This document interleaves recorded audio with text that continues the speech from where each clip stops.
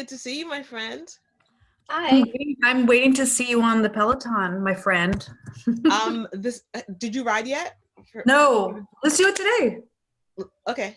Okay, cool. Well, I'll text you. Let's do Hamilton. Okay, cool. You guys ride together? We've been trying to. But yeah. You guys together on that? Oh my God, that's amazing. Oh my gosh. So I have a friend who's a crafter, and there's a few people that I ride with and make it really Yeah, and it's really fun. Like you get together and then you see everyone, you can high five people. Yeah. It's super cool. Yeah. You know what? That's what gives me the motivation. That's what you like it. Yeah. I don't want to get on. You're like, you know what? But my friends are getting on, and I just need. So my goal right now is to get to 25 rides because I just, my bike is new. So it's awesome. I'm on 68, and I've had it. I just got it like 2 months ago. Like I am obsessed. Hi, Jane Lookter. I see people are joining. Oh, I love that you'll know other people on. I just know her. I was at you, so I didn't have to speak, but Hey, friend. Hey. Let's see who you're saying hi to. This is so cute. I love this. I'm at the bookstore, so my mask is closed. I know it's very different than being kind of sort of crowded in that space. No one ever gets to see the store. Oh, I love the logo. Oh, thank you. That's our Tales of Yarn. So it's backwards, right? No, it's it's mirrored. Yeah, so no, it reads perfectly.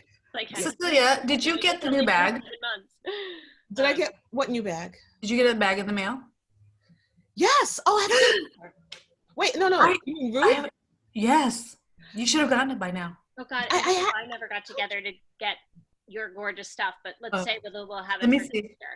Okay, do you have it? Because I never heard back because I was like, I'm a horrible friend. Let me go. I'm gonna grab it. Hold on. Okay. Hold on. I should have put on a knitted something. Oh well. Oh, I have a shawl.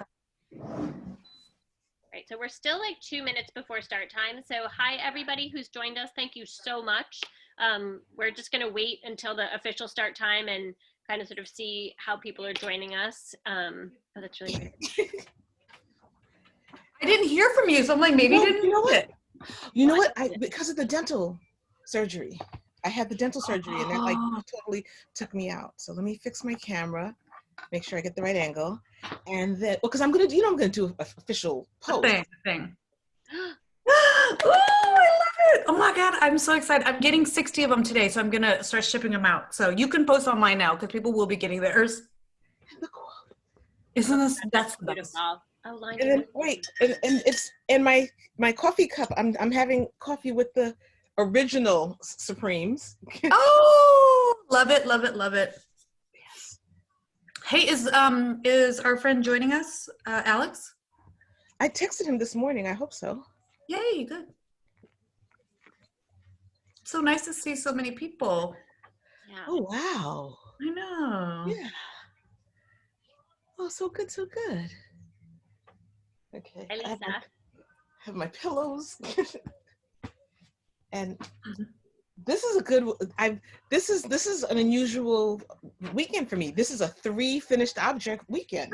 Oh my gosh, that is amazing. I'm team multiple whips. Yeah, you know what? I feel like this is a knitting event, so it's okay to probably knit when I'm listening in. Well, I am. Hold on. I'm binding off. So I'm binding off a lot of stitches. Beautiful. Look at this. Isn't that pretty? What is that? It's a hat by Norby, and it's yarn that my friend hand spun for me. I love it. Yeah, I had to do 3. I had to really finish some projects because I'm starting 2 more. Oh my God. Well, 1 I started already, and I need to get, and then tomorrow there's another. No, I'm starting 3 more because I'm doing the knit collage, Cardi. Yeah. And then I'm doing the Nitrino cowl. So. Okay. Oh, Arona's here. Hi, Arona. Hi. Hey, Rona. Hi. I would love to do this every rainy Sunday. I would love it because we're missing each other, right? I love. It's raining where you are? where's or I guess she's saying that on the Sundays where it's raining, we should do this, right? Because we wouldn't be going out. Well, listen. It's a beautiful weekend here. It would have been beautiful in Rhinebeck. This Friday was miserable. Yeah. It's like 90 degrees where I am. Oh my It's really hot. that. Me. Well, it's pretty cold here. But it's how's your air though, Lisa? Is the air good? I haven't checked it today, but it's been not bad. The last couple days. Good. I haven't checked it this morning.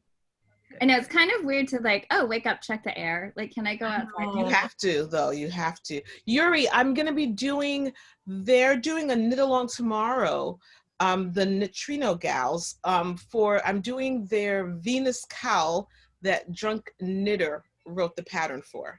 So, I'll talk about that app when everybody's here because it's a great app and I'm super excited to like. Oh, yeah. The Neutrino app. So I'll talk about that. But thank you for asking. So I see people joining us still. Okay. Do we want it? It's 1:02 though. Do we want to wait another 40 seconds until 1:03 and then we'll I like it. I can see the like seconds ticking on my thing here. So. And nobody's calling the bookstore with an issue about the password, so that's a good because that's always a good. Yeah, that was funny that you said that. I've been on Zoom for like 6 months now, but somehow like this, I don't know if anyway, we're all here. So I'm like, it all worked. There's nothing to worry about.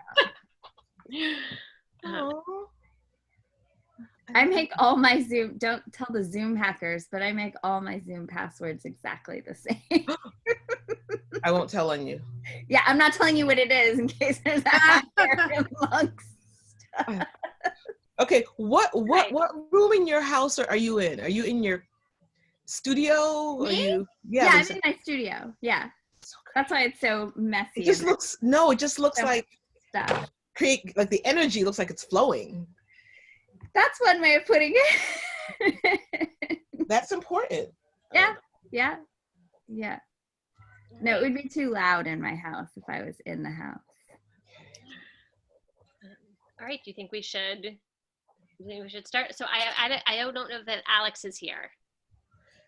But Arona's here and Lisa and Tao and you. Tao, me.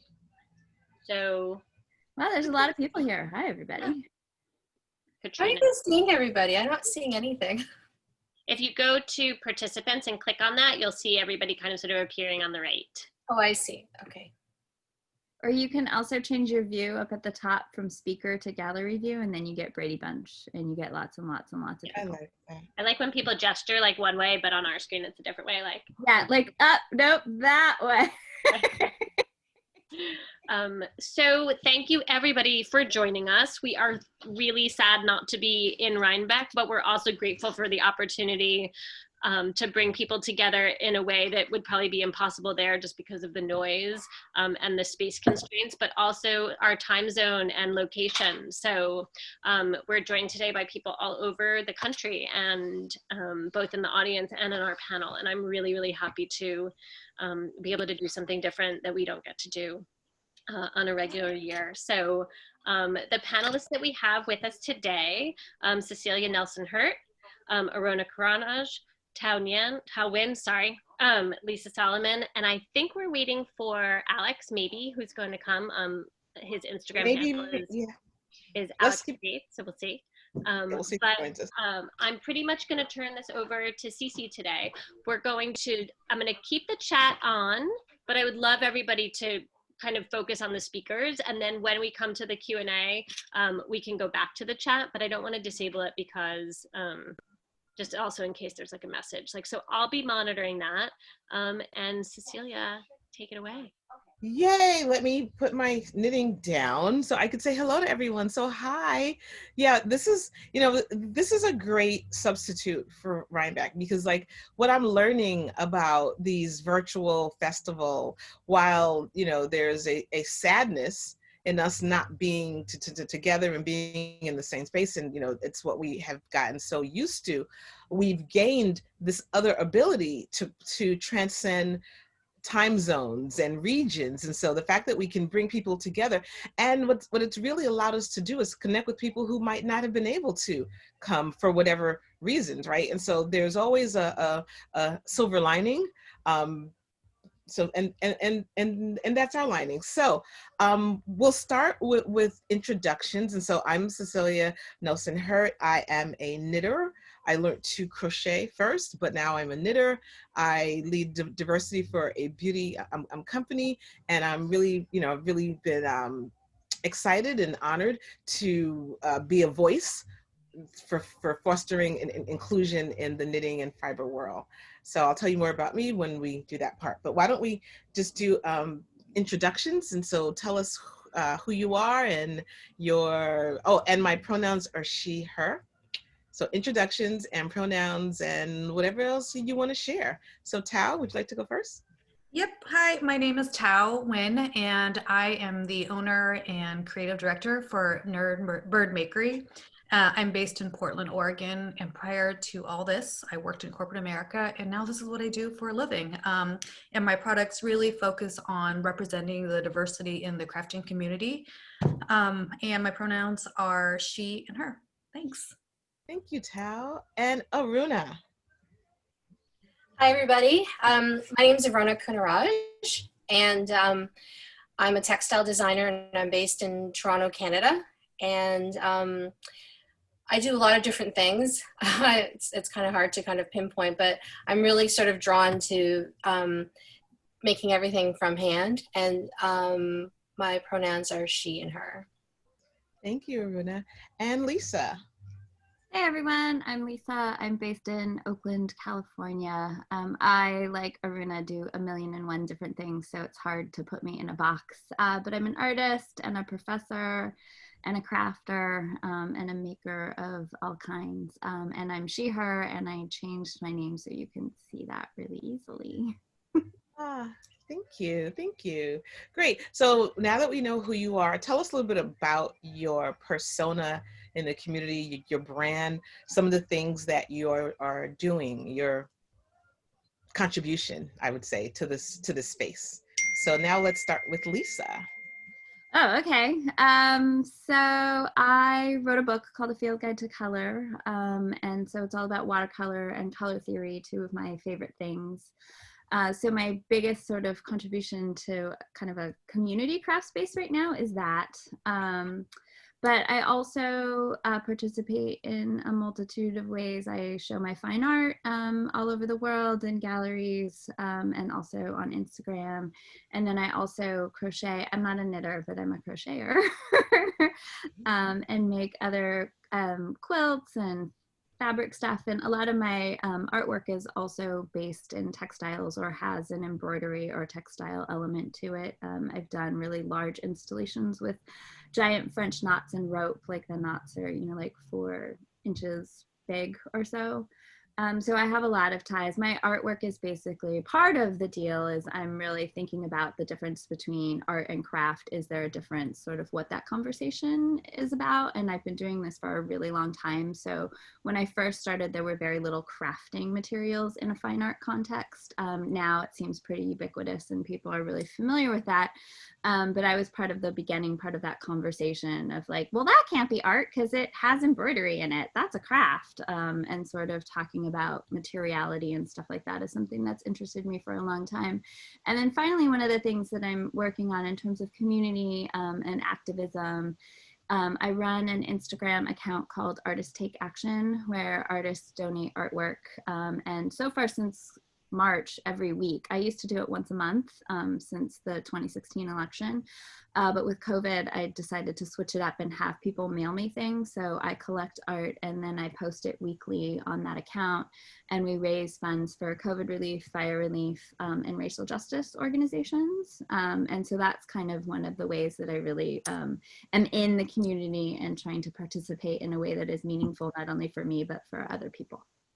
I love that. Would you put the name of the account that you mentioned in the chat so we can definitely follow? Great. Aruna, can you share with us a little bit of your brand story and everything?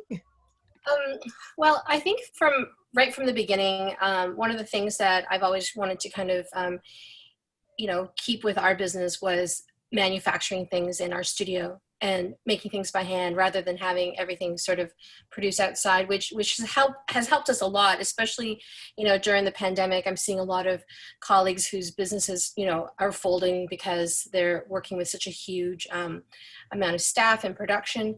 And what I've always tried to do with sort of our brand, our business, is trying to make what we do accessible. So I focus a lot on doing videos and trying to kind of take almost like the mystery away from the things that are being made, and also showing the process of how things are being made so that people can see the value in what it is that they're, buying or looking at, rather than just sort of, expecting these things, magically kind of appear and they don't really see the whole process of it, and trying to build a community that way. And I've done a lot of teaching, which has been really great in trying to kind of share that knowledge and expand it out.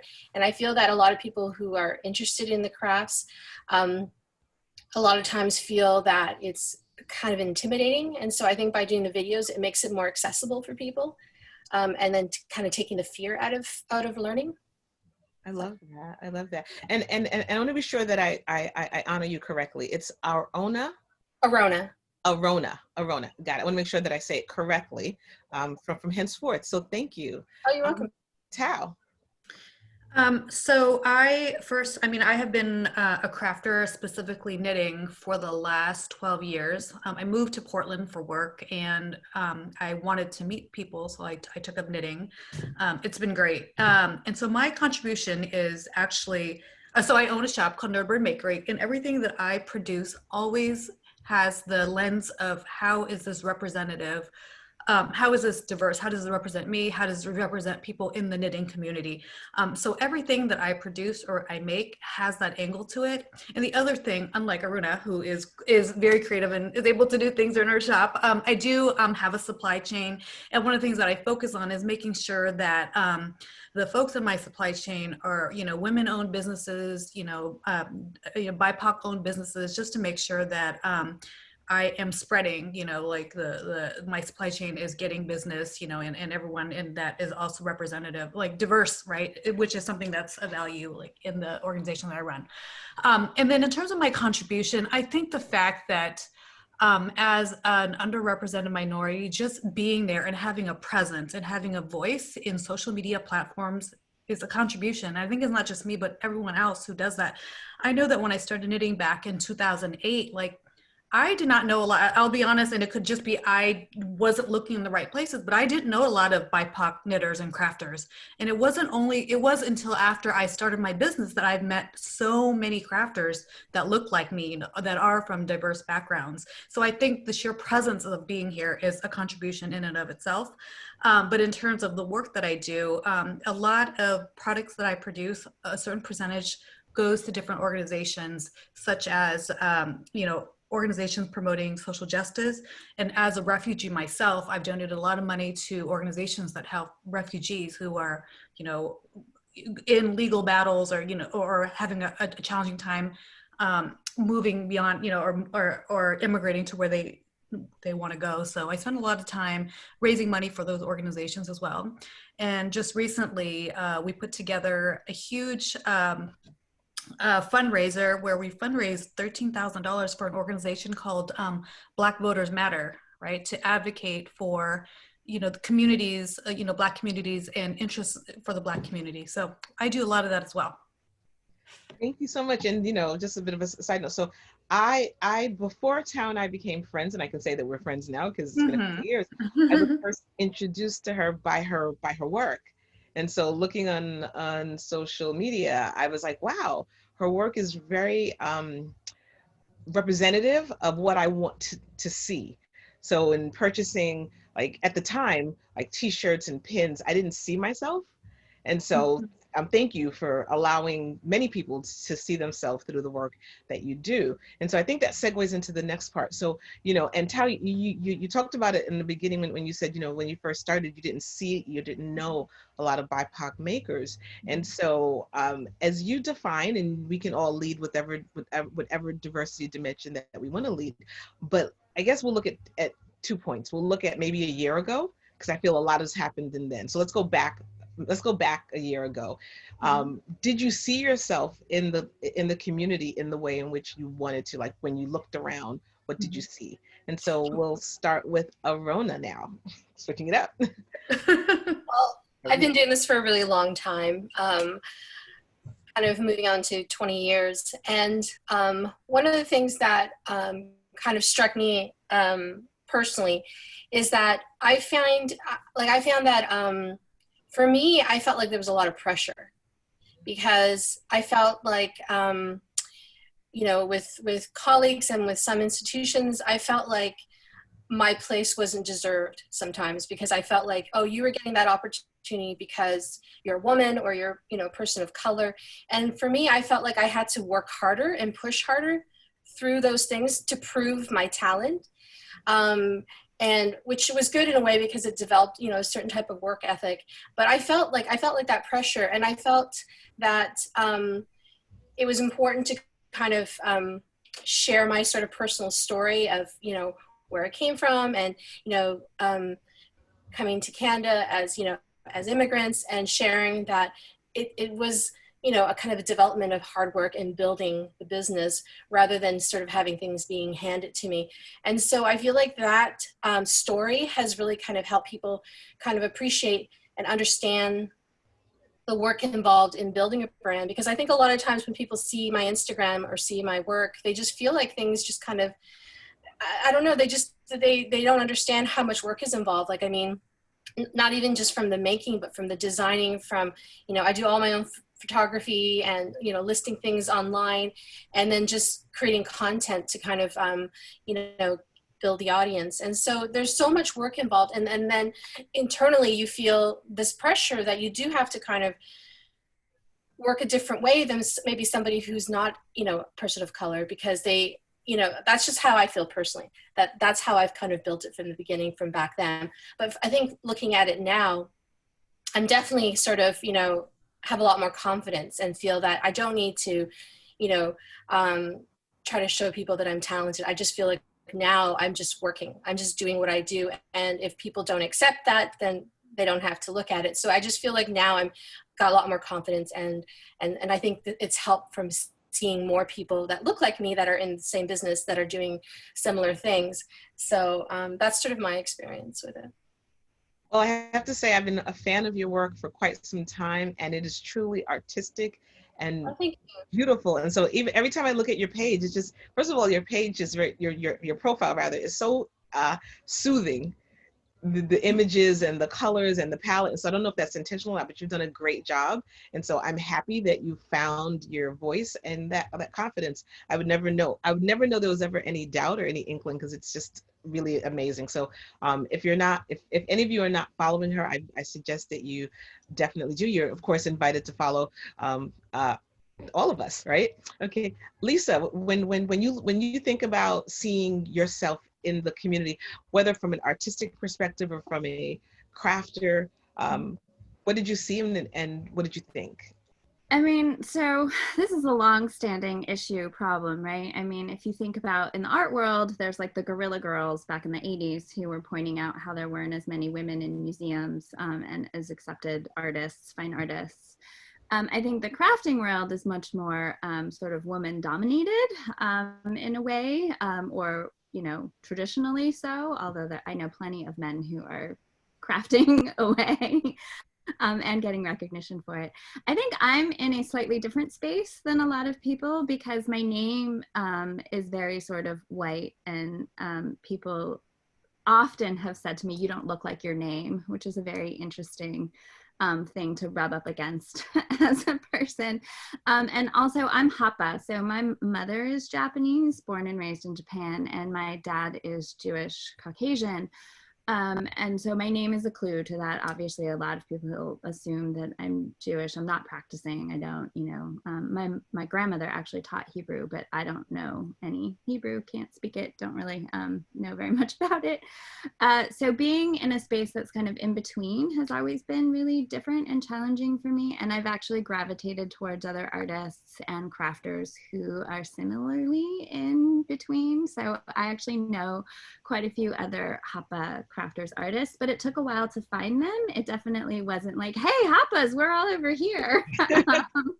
So, and finding them was kind of a huge relief, because you definitely just have a different experience, I think, than other BIPOC people. And I don't, think it's worse or better, or I'm not trying to compare. I'm just saying that through the conversations that I've had, it's very different, because you aren't often accepted by either half fully. So white people definitely don't see me as white, and Japanese people definitely don't see me as Japanese, even though I speak Japanese, not fluently, but well enough to get by. So that creates a whole other dynamic. And I am always so excited and grateful when I meet other people of color online who are making. It just makes me feel part of a larger community. And I think when I started, there definitely were a lot fewer. And so whenever I see a young person who is of color and is fully embracing whatever craft or art it is that they're pursuing, it just uplifts me in a way that's really hard to explain. And anytime I talk to young people and give lectures, and they talk to me about the artists that have inspired them and how there's so many more of us now, it seems like. I mean, I think we were always here, but now we're more visible and we're more vocal about our cultures and our heritage, and trying to just make our presence known and be sort of normal. I think the normalization of is really important. Yes, it's Hapa, H-A-P-A. Yeah, it's a Hawaiian term. Exactly? Yeah. I'm sorry? It's a Hawaiian term, Hapa. And Hafu is actually what Japanese people call half people, H-A-F-U, if you are curious. Well, it's funny. I love that you touched upon the intersectionality from a racial, ethnicity, culture, heritage perspective, right? And at work, I talk about that because we tend to, particularly from a U.S. perspective, have these monikers. And by using the moniker, whether it's Black, Hispanic, or Asian, we lose the diversity that's in there. And so I love the fact that you're like, I am Asian, but I am Jewish, right? So Jewish is not an ethnicity, right? But still the intersectionality is important. And I do have friends who are Black and then and that struggle, right? So whether they're Black and white, and that white could be Italian or German or French, right? Or Asian, right? I have a girlfriend who is born in Hawaii, but she's Black and Japanese, and she talks about not fitting in any world, right? And the struggle. And then here you come in the importance of finding your, and we talk about finding your tribe, and I'm very mindful of that term, and I want to be respectful of the term tribe, right? Because it's become so much other than what it's supposed to be. Right. But there is something about finding your people. Yes. Yes. I mean, I think the hardest thing is to feel you're the only one, right? Like if you're the lone tree in a forest separated from the group of trees, like there's something just lonely about that. Yeah. And so I think it's really important. And yeah, I mean, Hawaii is probably the only place where people have never asked me where I'm from. And so I think that that's just, and I've talked about this with other friends, and I've said, I really can't go almost anywhere. Like if I go to an airport, people speak a million languages to me. Or if I go someplace and start having a conversation, I'm very often asked where I'm from. And like a lot of my white friends are like, oh, I've never been asked that. And I'm like, of course you haven't.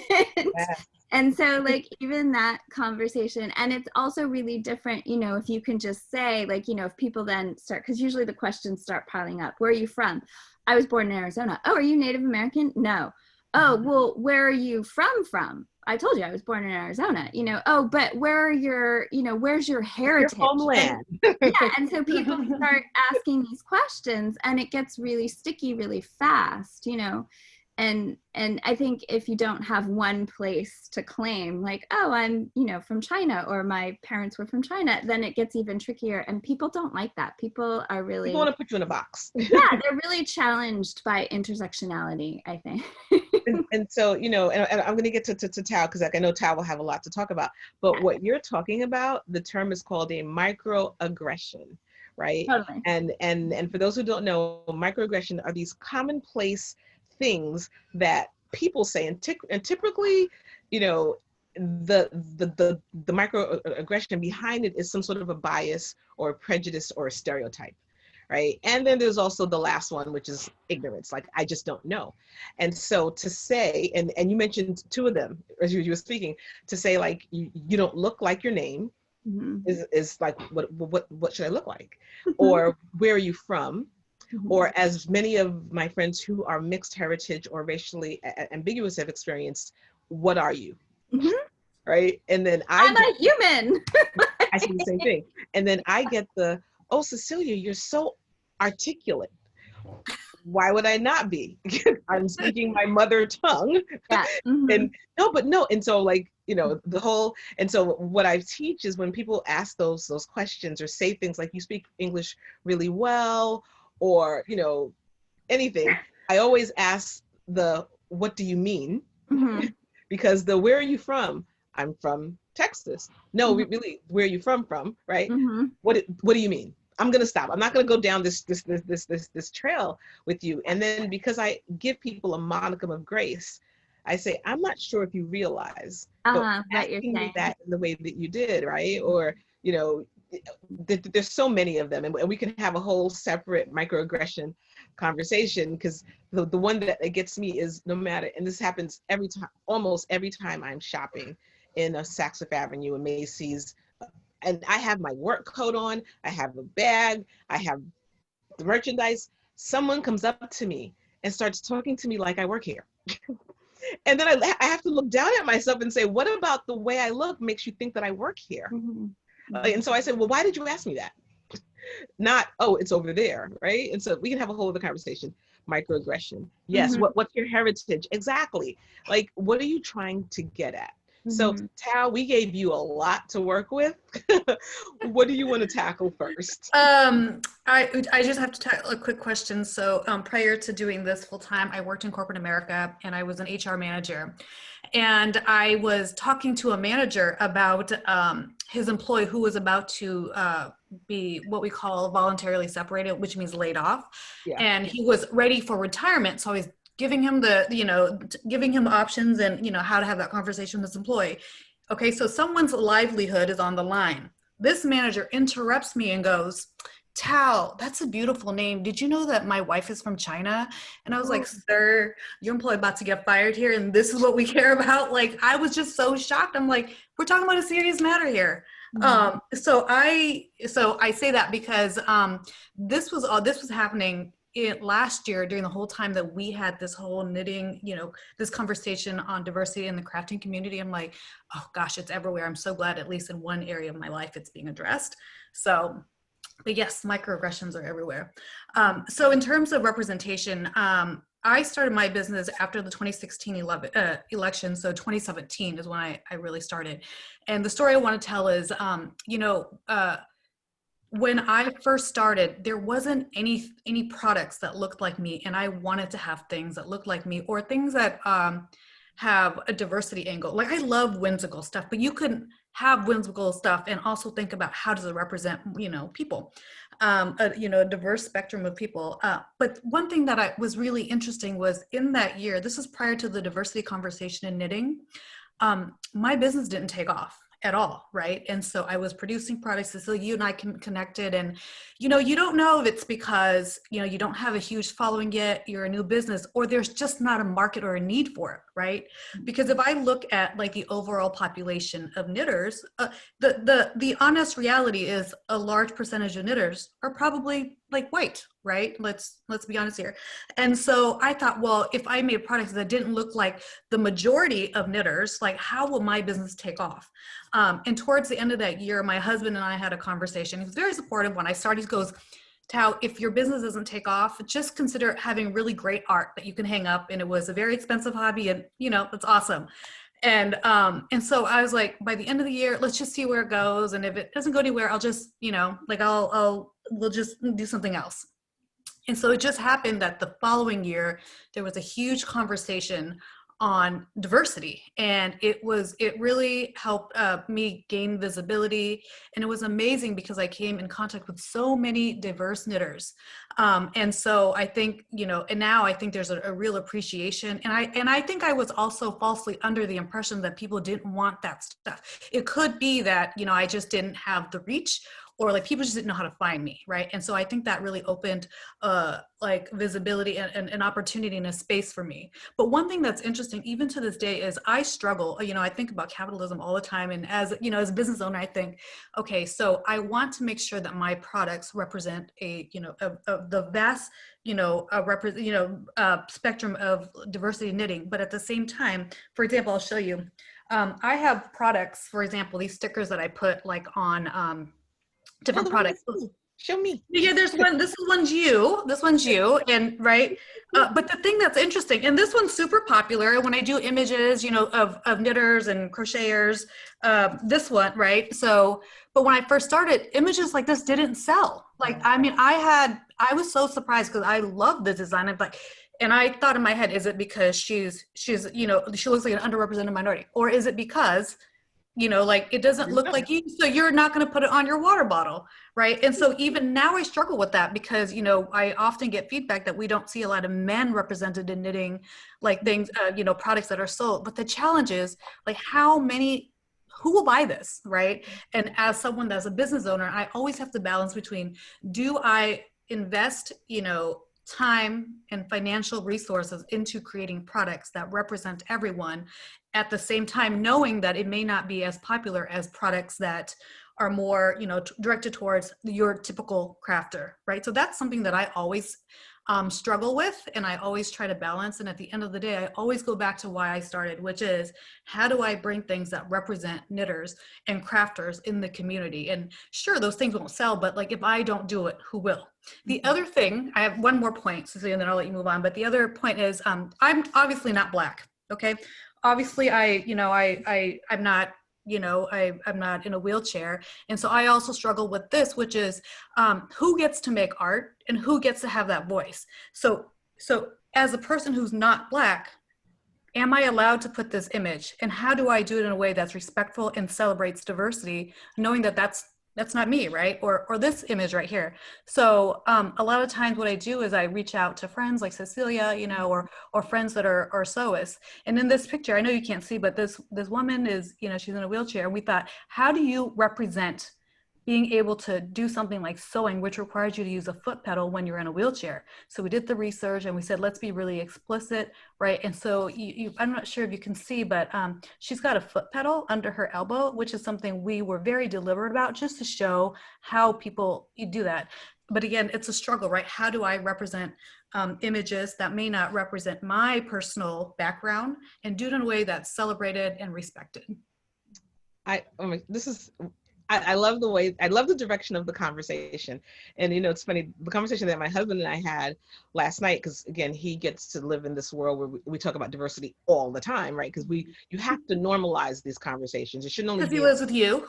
And he lives with me, so he's going to get it. And it was, who tells our stories? So so he said, years from now, who should tell the story? And for our conversation, it was the Black narrative.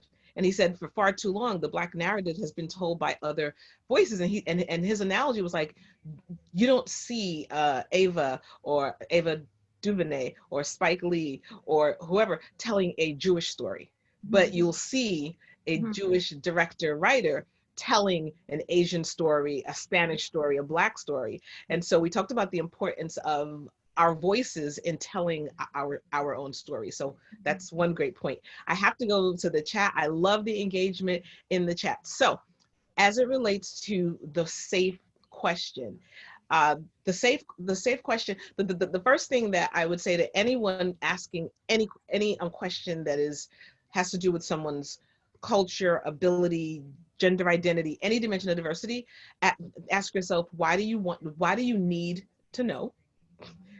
First and foremost, right? So the where are you from? No, really, where are you from? Why do you need to know? Why is that relevant to this exchange, right? It's very different than if it's, you know, and also the proximity of your relationship. So I applaud anyone who's trying to learn, who wants to, stretch that cultural competency model and be more of an ally, be more inclusive. Yes, but you have to have the relationship with the person you're asking to say, you know what, I really want to understand better. Can you help me? Do you mind if I ask you this? So first of all, you have to ask for permission to even ask, right? Because while I don't mind, and you can ask me anything on diversity, anything. I'm of Afro, Hispanic, Caribbean, heritage. Ask me anything about that. I'm happy to talk about it. But that doesn't mean that the next Black person that's next to me wants to do the labor of educating, right? And so you have to ask for the permission, say like, and again, explain why. Like, I'm really trying to understand more, the nuances, the differences.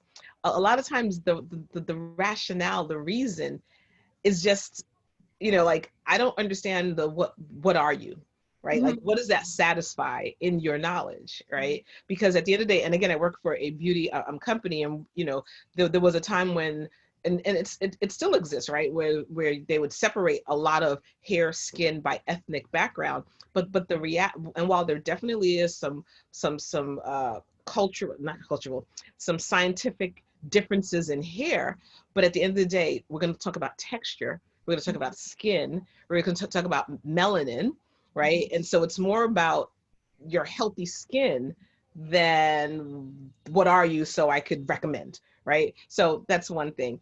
I'm Tao, I appreciate for you, for the comments that you made, the intentionality of connecting with a community, because I think what I appreciate about you is, one, how intentional you've been to include everyone, right? And to do your homework, right? Because again, as crafters, and I'll point out the funny thing: how many times have we seen a movie or a picture and the person is supposed to be knitting, but they're using a crochet needle, or they're holding it the wrong way, or I'm like, that doesn't work, right? So the same level of detail should be applied in any time you're representing something that you do not know. You should go and check, you should validate. And so I do appreciate everyone talking about the importance of also of finding that group, finding your people. And so what I would ask now is, as you think about, so now fast forward, we've had a year of what I would call the audit and the awakening. So the audit, like, wait a second, I don't see, everything that I should see in all spaces where I should see us. And now there's the awakening, like, okay, so now I need to do something. And now there's been a lot of action, right? So from an action perspective, what advice would you have to someone who is trying to make a difference, is trying to be more intentionally inclusive? So what advice would you give them? And let's start with Lisa. Wow, that's hard. I think a lot of what I still see is performative action. And so that is hard as a BIPOC to see. And I don't want to denigrate people's intentions. Like, I think it's great, and I'm glad that people are trying, and this is an issue, and it's made people very hyper aware. But I still see comments, especially on my friends' feeds. I'm going to knock on some wood here. I'm really lucky I haven't had too much blowback or personal experience with this sort of commenting. But I've seen just some people who I think are well-intentioned, but are still falling back on language that is problematic and isn't really serving anyone but themselves. There's sort of a lot of centering, a lot of like, hey, I'm trying to do the right thing. Notice me for trying to do the right thing. And I understand that. And again, I applaud people for wanting to change or to make change. But I really think maybe the first thing that people should do is just stop. And really think about, do I really need to make that comment? Do I really need to ask that question? Is this really important? Is this for them or is this for me? And if the question is it's for you, then maybe you should just write it down on a piece of paper and say it to yourself. because you know, and again, this is really tricky, and I'm not trying to scold anybody or tell people that you shouldn't participate. I want people to participate, and I want people to try and institute change, and I want people to discover their own uncomfortable. I mean, I have problems. We all have blind spots. We all have issues. We've all stepped in it. We've all put our foot in our mouths. We've all done something wrong at some point or another. I'm not looking for like a purity test or for everything to be perfect all of the time. And I would much rather have the conversation. I'm like you, I will talk to almost anyone about anything. And I'm very upfront. Like, most of my artwork is about my duality, is about my heritage, is about me trying to figure out the Japanese aspect of myself that I haven't had very much access to because I've grown up in the United States, but I feel a real connection to that culture and to the aesthetics of my mother's homeland. And so a lot of my artwork is about that personal experience. So it's very upfront there. And so people feel like they have the space to ask me, and they do. I'm happy to have that conversation with them. But I think just being very aware of, you know, how you're commenting, how you're engaging, who you're engaging with, like not, you know, maybe not making a point of that's why you're participating in the conversation. Like, I get really wary when people say, oh, well, I follow 10 BIPOC people. Like, great, I don't need to know the number. Like, there's no threshold of acceptability for, you know, like when you're on the right side or the wrong side. Like, and that actually makes me feel uncomfortable. Like, yes, you know, once again, it feels like categorization. So I'm checking some box for you because, you know, I'm a person of color. So it's like a tread lightly, think before you speak situation. And that's sort of where I am right now. Like, that's what I see a lot of right now is people trying to do the right thing. And I'm really grateful for that, but people not quite having the language or the ability, to do so sort of really gracefully. And I don't expect people to do it gracefully from the get-go. Like, that's ridiculous, right? Like, I'm not, but I think just paying attention to that is really important. That's what I'll say. You know, you just, I'm nodding my head, not in the bobble way, but I'm agreeing. So this is Sunday and this is church for me, because you're saying, so yes, exactly. The labor aspect is really important, right? Who's doing the labor, and also the intention, right? So we're going to talk. So, because a couple of words that we've been talking about, or I've been using a lot, is intention. So, what's the intention of showcasing this? A couple of my friends in the space have said some really great things. You know, Nappy Knitter out of Paris said, "I'm not your BIPOC alibi." Right? So just because you follow me does not mean that you've done any journey to be anti-racist, to be anti-any ism, right? Following a person does not make you now a kin. It doesn't make you an ally, right? And I always say an ally is a verb, right? Like, you have to constantly re-up every day. What are you doing? How are you using your voice and your privilege? And it starts with sitting in that seat of uncomfortability. It starts with examining your way of being and your actions and slowing down your thinking. Like, wait, why am I asking her this? You know, one of my friends says all the time, whenever we talk about giving some feedback at work that you're going to give to a underrepresented group, and it could be by any dimension, flip it to test it. Change the person, and would you give the same feedback? Change the person, and would you ask the same question? And if you would not ask that question of a white man or a white woman or an able-bodied person or a straight person, then why are you asking the other person? I think that's really important. And to the person in the chat who's trans, you know, I appreciate you sharing that. And, you know, for me, as an ally, it's understanding the nuance, right? And so when we say LGBTQ, it's not one experience, right? And so my lesbian friends are having a very different experience than my gay friends, and I have a few trans friends as well as a trans family member, and their experience, and my trans family member is a Black trans woman. So again, her life is totally right under the scrutiny, and not having the privilege and the benefit of my white gay friends. I was going to say white gay male, but of course it's gay, he's a man, right? So I definitely see that, and thank you for sharing your voice in the chat. I wanted to acknowledge that, but thank you for the advice of the why they're doing it, and to who, and what are they trying to prove, and to who. I think that's important, and thank you. Who wants to go next? I'll let Tao in. I was just going to mention too that I think also the things that we do, we have to kind of start taking it off of social media. Like I think, like I agree with what Lisa's saying about the performative, actions. I think that I don't think you need to announce everything that you do. Like I think that you should take what you really are passionate about and what you really want to support and just do it. Rather than just having to tell people, well, I'm doing this and I've donated money to this and I've done this. And I mean, I think those are all great things, but I think that there's so much work that people do behind the scenes that they're not announcing. And then people just assume they're not doing anything because everything is like front and center on social media. So I think that that's something that we should also think about too, that it doesn't have to always be so visible. The things that we do behind the scene, I think, are just as much more impactful than, than doing it online.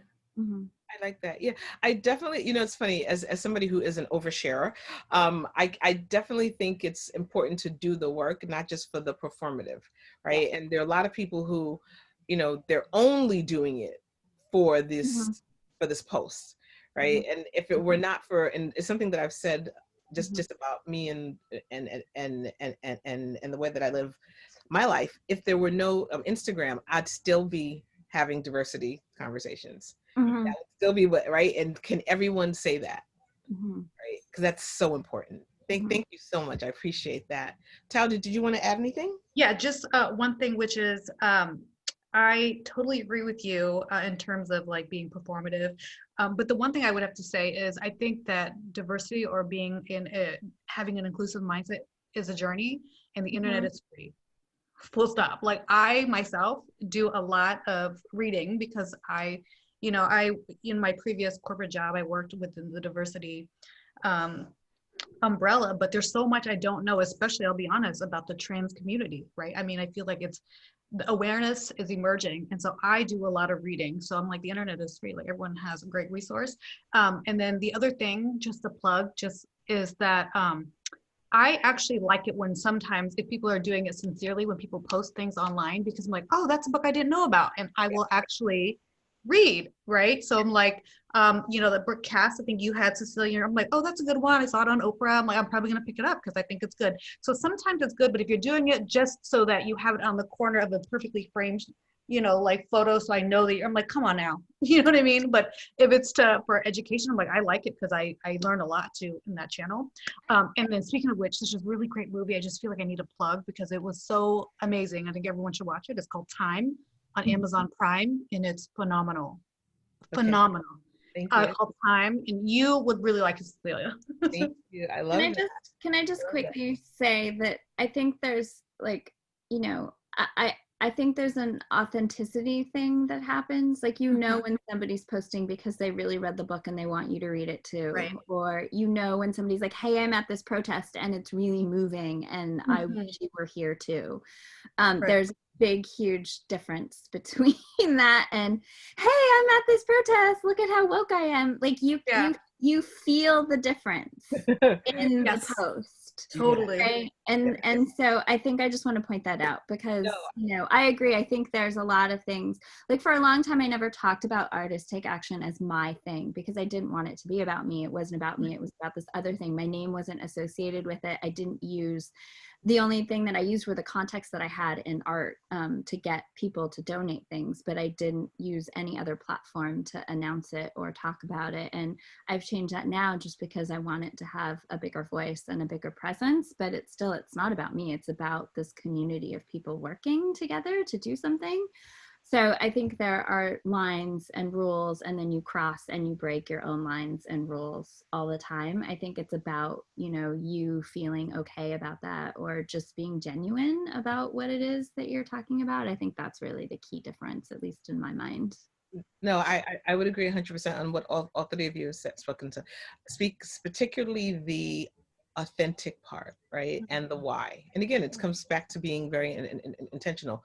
Why am I doing this? And so for me, right, when I think about me as somebody who sees himself as an educator, right? And so when I think about, and again, my background is marketing. So I go back to my vision, my visual map, right? And so while there's some level of entertainment, one of my main goals is education. So I hope that by following me, I challenge you to learn, to now go research this, now go and understand this, right? And so I think that's important, because Tao, you're exactly right? It's the constant reading and learning. And Lisa, you spoke exactly the same thing that I say at work, is if you have a brain, you have a bias, right? We all have these blind spots, we all have them. It's the cognitive shortcuts. But when your cognitive shortcut continuously puts others at a disadvantage, then that's time for you to slow down your thinking and assess, why did I say that? Why did I think that? And that's where there's the opportunity for learning. And so we have to continue to challenge ourselves. We have to continue to learn, but learn in a way in which the labor of learning falls upon you. Right?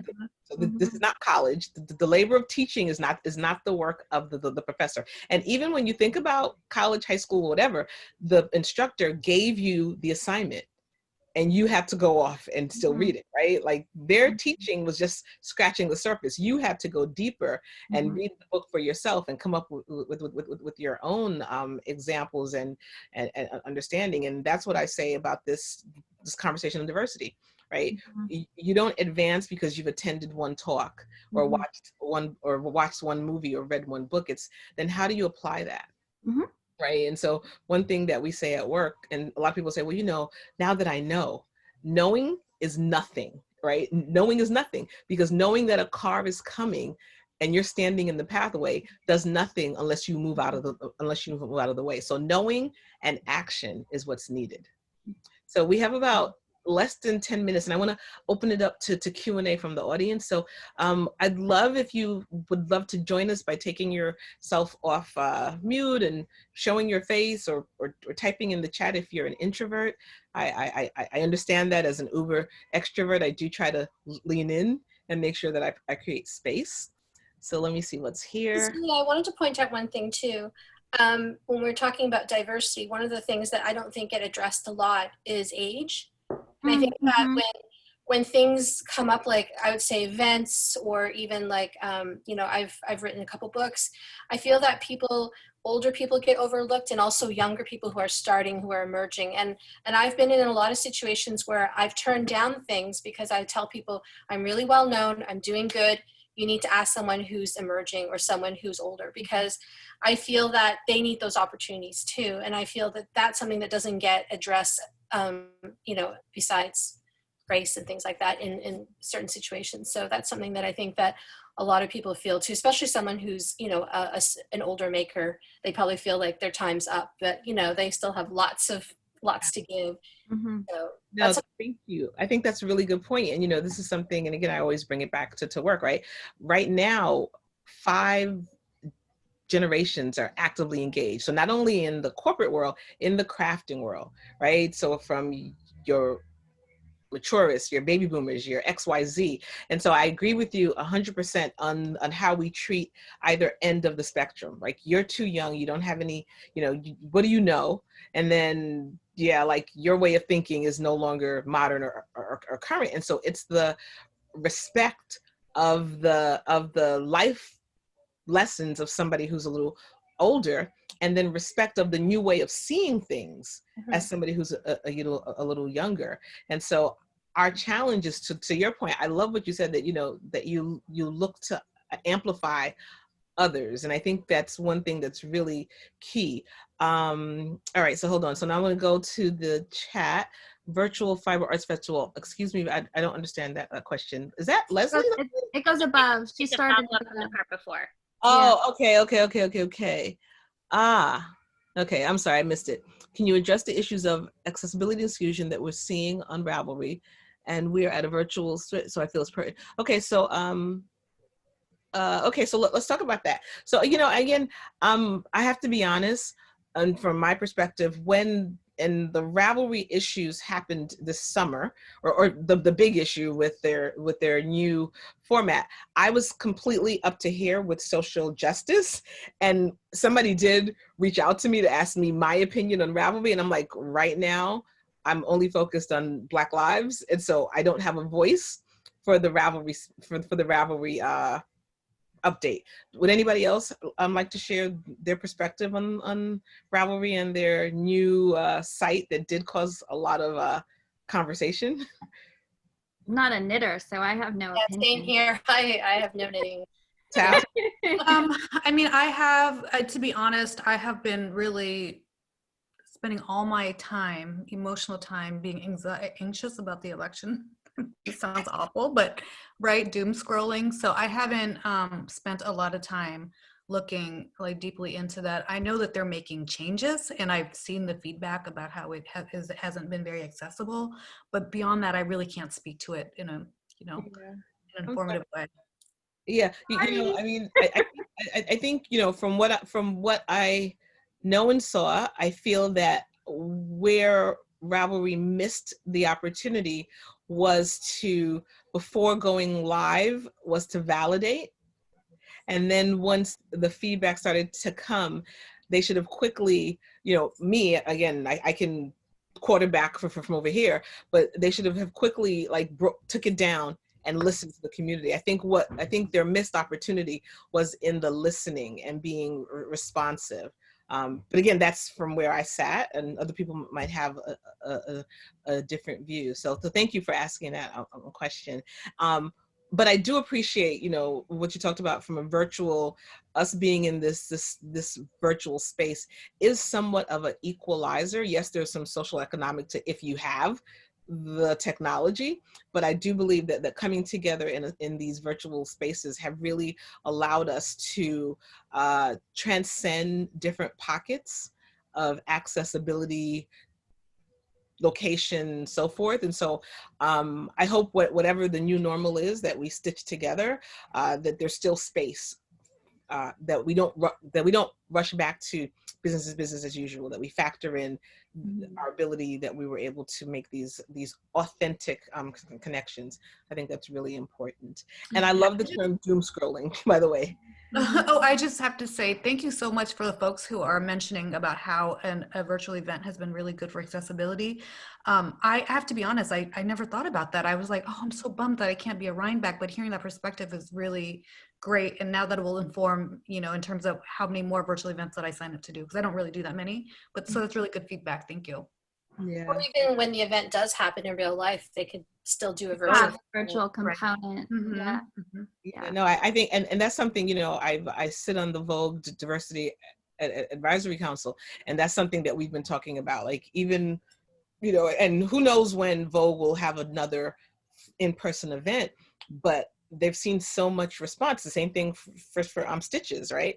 Of being able to be in your living room, and whether it's the financial aspect of the airfare, the hotel, or the health, I can't physically, I'm travel, or my responsibilities. I'm caring for, a lot of us are in the in between. I'm caring for my elders and my children or whatever, and I can't just up and leave, right? That's a luxury. And so I do appreciate that we will keep some aspect of this virtual community that we've created. I think that's important. And that's why, yes, the accessibility is key, right? So being able to, whether it's on your desktop, your laptop, your iPad, your phone, being able to have some way that people can connect to the conversation, because that's what we saw that ever so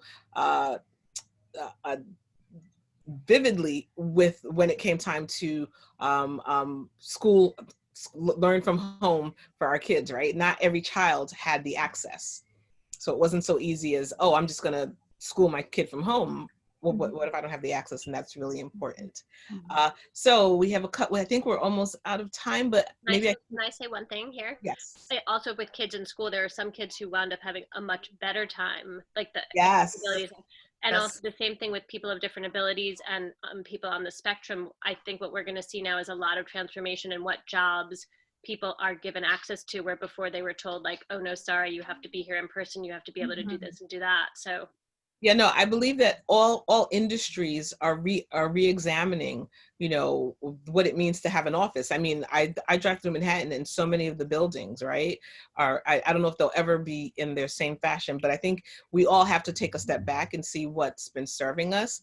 The one thing that I do want to speak about from a virtual perspective, whether it's children or adults, that's where our language has to be key.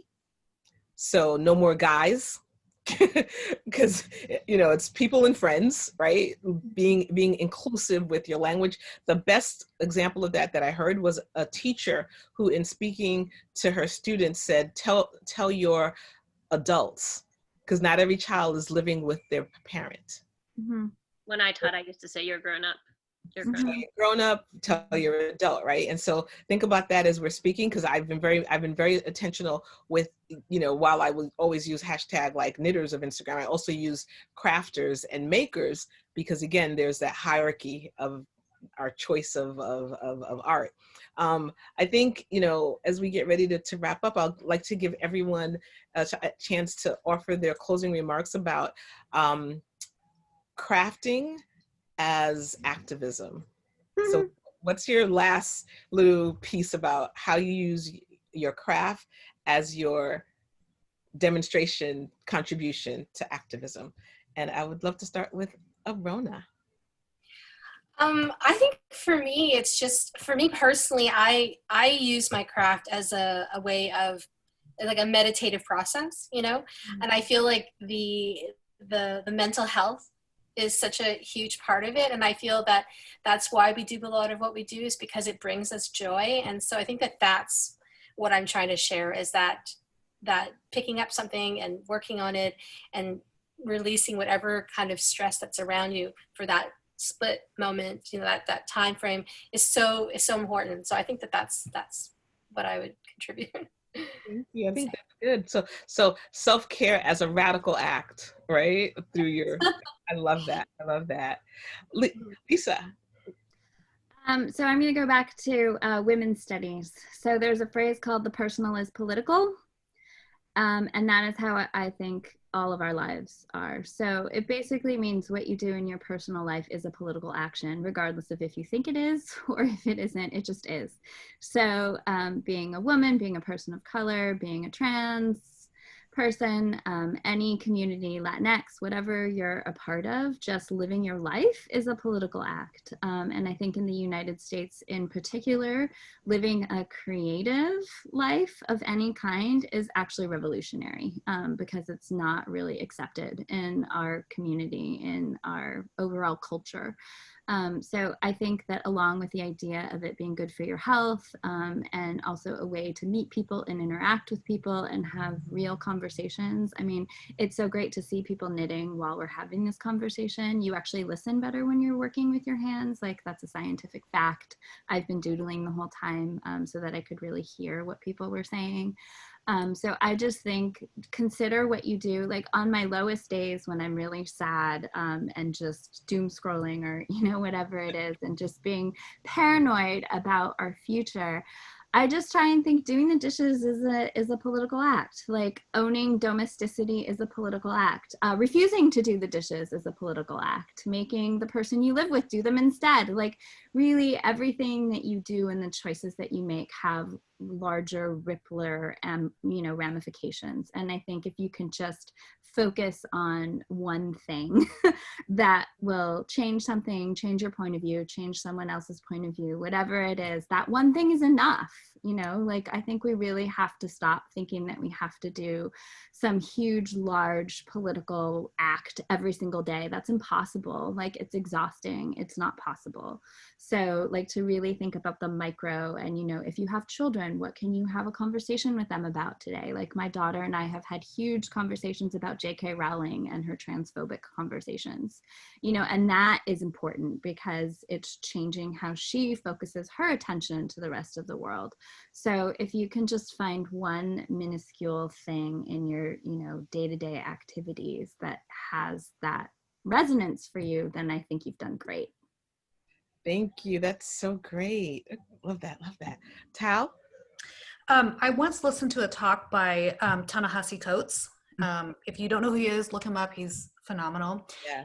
And he says, like, whenever he gives a talk, people often ask him, what can I do? Right? And he goes, no matter what area you are in, you know, similar to what Lisa said, there's always room to improve, whether that's crafting, right? Or whether that's, you know, whatever profession you're in, there's always that opportunity. So embrace that, you know. And I think in the knitting, if that's your thing, the way that it is our thing, what can you do? How can you learn? How can you have your voice be heard? I think that's so important. And I think about that all the time whenever I'm doing something, right? Like, there's room in this field. Like, how can I improve it? Yeah, I think I would have to echo everything that you all are saying. I think it's for us to all think about what's the difference that we can make and what's the one thing that I can do, right? So don't think about the big thing and, you know, think like, what's the one thing that I can do? And if it's having a conversation, if it's showing up for somebody else, if it's amplifying, if it's using my voice and my privilege in some way, right? If it's helping, you know, anything that's heavy is lightened when more people help you carry it, right? And so it's not on the trans community to fight for trans rights. It's not just only on the Black community to fight for Black lives, right? It's going to take all of us, right? Women's rights, you know, it took all women, while Black women and women of color didn't get their right till later, but they were still marching for rights for all. And so I challenge them, all of you, to think about what's the one thing that you can do differently this week. And whether you choose to share it or not, we can have that conversation, but think about what's the one thing that you can do for somebody else this week. And you know what? Don't share it. Do it because you want Write it down. Write it down. What's your random act of kindness, your random act of advancing this conversation? Do it because you wanted to do it and for the knowledge that you did it, even if nobody else knows. So I'm going to challenge all of us with that. So Kara, thank you for bringing us all together. I wish we were together in person, even just the 4 of us, 5 of us, because I would want to hug each of you. It's been my honor to moderate this conversation. I hope you all learned something from what we all had to offer and share. And keep crafting. And most importantly, if you can, vote. Yes. Vote. As a Canadian, I wish I could vote, and I wish you guys luck in November. Watching from afar is completely stressful. So I wish. Imagine how we feel. I know, great.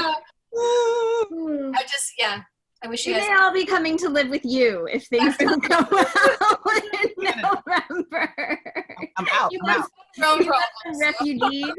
You can have some American refugees. Wait, and then that's the other thing. We're all either immigrants or children of, right? Oh, yeah, that's true.